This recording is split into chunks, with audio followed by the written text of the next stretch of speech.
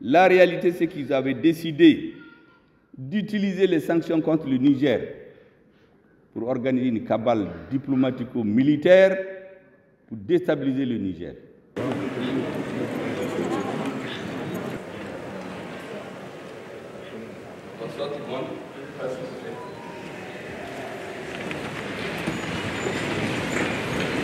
Bon, je pense que le Premier ministre n'a pas cherché à nous convaincre. Le Premier ministre nous a appelés pour nous expliquer les raisons qui ont amené les autorités de transition du Mali, du Burkina et du Niger à prendre cette décision.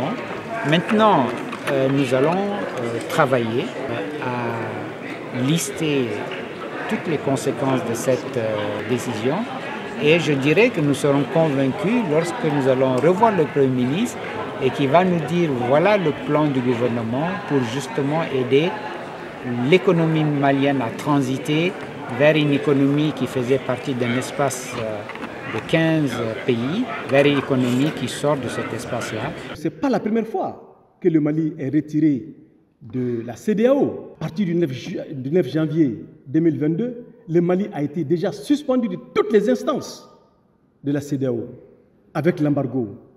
L'embargo économique, financier, commercial, monétaire, terrestre, aérien. C'est vous dire qu'il faut que nous ayons confiance en nous-mêmes, confiance en notre peuple et à notre pouvoir, à nos génies créateurs.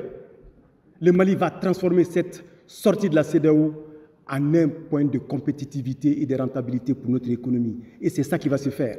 La réalité, c'est qu'ils avaient décidé d'utiliser les sanctions contre le Niger pour organiser une cabale diplomatico-militaire pour déstabiliser le Niger.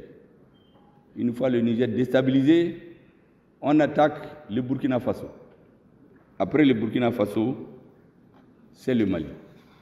Nous avons décidé, ce plat malveillant-là, avant qu'on vienne de le présenter, qu'on le renverse purement et simplement, et y mettre là-dedans un bon plat pour les pays de l'AES. Et c'est pour cela que, lorsqu'il s'est devenu clair pour nous que la décision a été prise de noyauter le Niger, de l'étrangler, de servir de passage pour une autre économique, vous ne pouvez pas le faire sans un accord, une complicité positive avec le monde des affaires. Et c'est pour cela que j'ai décidé, dans le lot des forces vives de la nation, qu'il faut rencontrer et leur expliquer ce qui se passe. Il fallait commencer par vous.